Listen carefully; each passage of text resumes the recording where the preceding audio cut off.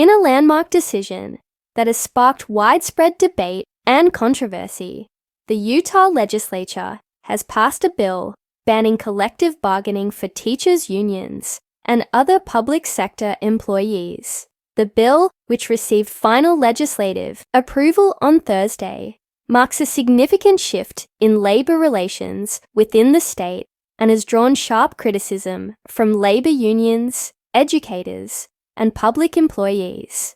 The Republican-backed policy, which prohibits collective bargaining for all public sector professions, passed the Senate in a 16-13 vote after days of intense negotiations and opposition from various labor groups. The bill now heads to the desk of Republican Governor Spencer Cox, who has yet to indicate whether he will sign or veto the measure.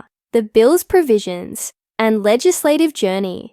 The bill, sponsored by Senator Kirk Cullimore and Reps. Jordan Tusha, effectively strips public sector unions of their ability to negotiate on behalf of their members for better wages, benefits, and working conditions, while public employees, including teachers, firefighters, and police officers, will still be allowed to join unions.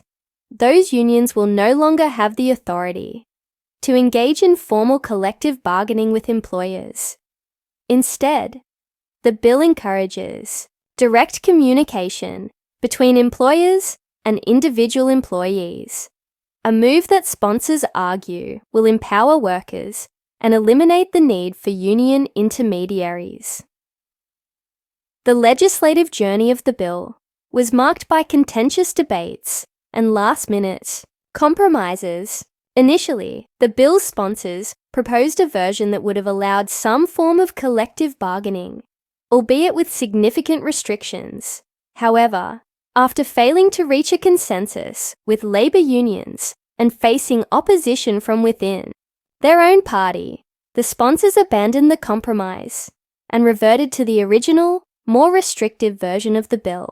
This version had already passed the House and was ultimately approved by the Senate. Senator Cullimore defended the bill, arguing that it is not anti-union or anti-teacher, but rather aims to ensure that all employees have a voice in workplace negotiations. We here have passed bills to directly support teacher pay when it wasn't getting done at the local level, when it wasn't getting done by the union, he said. We've taken it upon ourselves to ensure that they feel respected. The political context, a national trend, the passage of the bill in Utah, is part of a broader national trend in which Republican-led states have sought to curtail the power of public sector unions, particularly teachers' unions. In recent years, states like Wisconsin, Iowa, and Kentucky have enacted similar measures aimed at limiting collective bargaining rights for public employees. These efforts have often been framed as part of a larger push to reduce the political influence of unions, which have traditionally been strong supporters of Democratic candidates and progressive policies. The move in Utah comes at a time when public sector unions, particularly teachers' unions, have been at the forefront of several high-profile political battles. In addition to advocating for better pay and working conditions, teachers' unions have been vocal opponents of Republican-led initiatives to eliminate diversity, equity, and inclusion (DEI) programs, expand school choice vouchers, and restrict transgender students' access to bathrooms and sports teams. The ban on collective bargaining is seen by many as a direct response to the growing political activism of teachers' unions in Utah and across the country. The impact on public sector employees. The ban on collective bargaining has far-reaching implications for public sector employees in Utah, particularly teachers, firefighters, and police officers. For decades, collective bargaining has been a cornerstone of labor relations in the public sector, providing workers with a mechanism to negotiate fair wages, benefits, and working conditions. By eliminating this right, the bill effectively weakens the ability of public employees to advocate for themselves and their colleagues. Teachers in particular are likely to feel the impact of the new law. Public educators are the state's most frequent users of collective bargaining, and many view the policy as a direct attack on their organizing power. The Utah Education Association, UEA, the state's largest public education employees union, has been a vocal opponent of the bill and has called on Governor Cox to veto the measure. In a statement, the UEA argued that the bill undermines the rights of teachers and other public employees and jeopardizes the quality of education Firefighters in the and state. Police officers who rely on unions to negotiate for better safety equipment, training, and staffing levels are also likely to be affected by the ban. Jack Tydro, a firefighter who has been a regular presence at the legislature during the debate over the bill, emphasized the critical role that unions play in ensuring the safety of first responders. Utah is less safe now, he told reporters after the Senate approved the measure. Unions are the only thing standing between us and unsafe working conditions. The debate, empowerment or erosion of rights. Supporters of the bill argue that it empowers individual workers by removing the union middleman and allowing employers to engage directly with employees. Reps Tosha, the bill's House sponsor, contends that collective bargaining agreements often restrict workers from participating in their own contract negotiations, giving union representatives disproportionate power. This bill removes the middleman and lets employers engage directly with all employees when addressing workplace concerns, he said.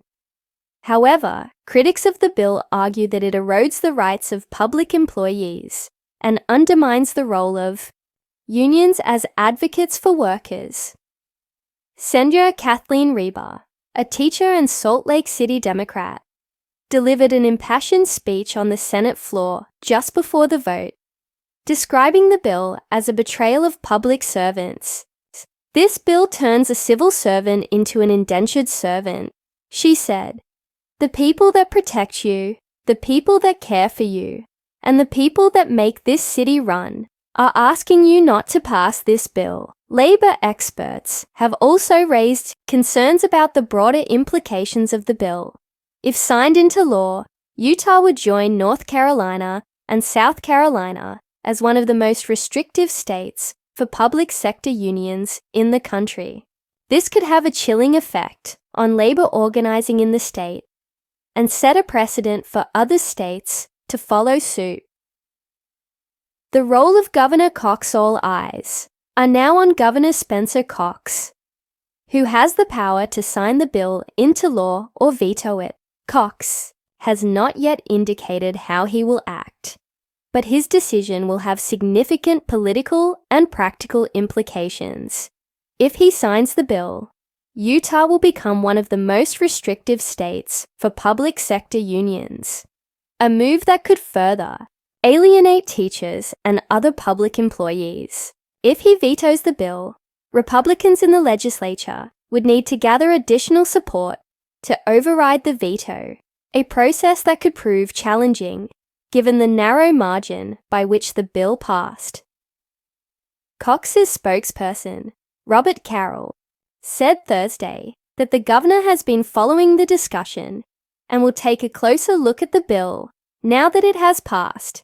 The Utah Education Association has called on Cox to prove his support for teachers by issuing a swift veto. Governor Cox has the opportunity to stand with the educators who work tirelessly to support Utah's students, the UEA said in a statement. We urge him to veto this harmful and unnecessary bill. The national implications, the passage of the bill in Utah, is part of a larger national conversation about the role of unions in the public sector. In recent years, public sector unions have faced increasing scrutiny and opposition from conservative lawmakers who argue that unions have too much power and influence. This has led to a wave of anti-union legislation in Republican-led states, often targeting teachers' unions in particular. At the same time, public sector unions have been at the forefront of several high-profile labor disputes and strikes, particularly in the education sector. The 2018 teachers' strikes in West Virginia, Oklahoma, and Arizona, which resulted in significant pay raises and increased education funding, demonstrated the power of collective action and the importance of unions in advocating for public employees. The ban on collective bargaining in Utah could embolden other states to pursue similar measures, further weakening the power of public sector unions nationwide. The future of labor relations in Utah. If the bill becomes law, it will fundamentally alter the landscape of labor relations in Utah. Public sector employees will no longer have the ability to negotiate collectively, leaving them to advocate for themselves as individuals. This could lead to a decline in union membership and a weakening of the labor movement in the state. However, the bill could also galvanize public employees and their allies to push back against the new restrictions. In states where similar measures have been enacted, public sector unions have responded by organizing grassroots campaigns, filing lawsuits, and mobilizing their members to vote against anti-union lawmakers.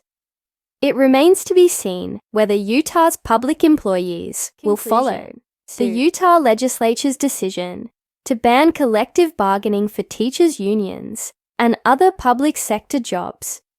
Represents a significant shift in the state's labor policies and has sparked a heated debate about the rights of public employees and the role of unions.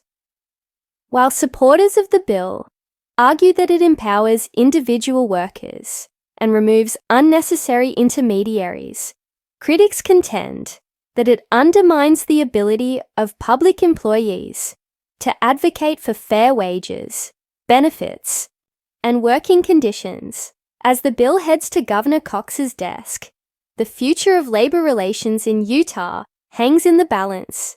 Whether the bill becomes law or is vetoed, its passage has already had a profound impact on the state's political landscape and has set the stage for a broader national conversation about the role of unions in the public sector. For teachers, firefighters, police officers, and other public employees in Utah, the stakes could not be higher.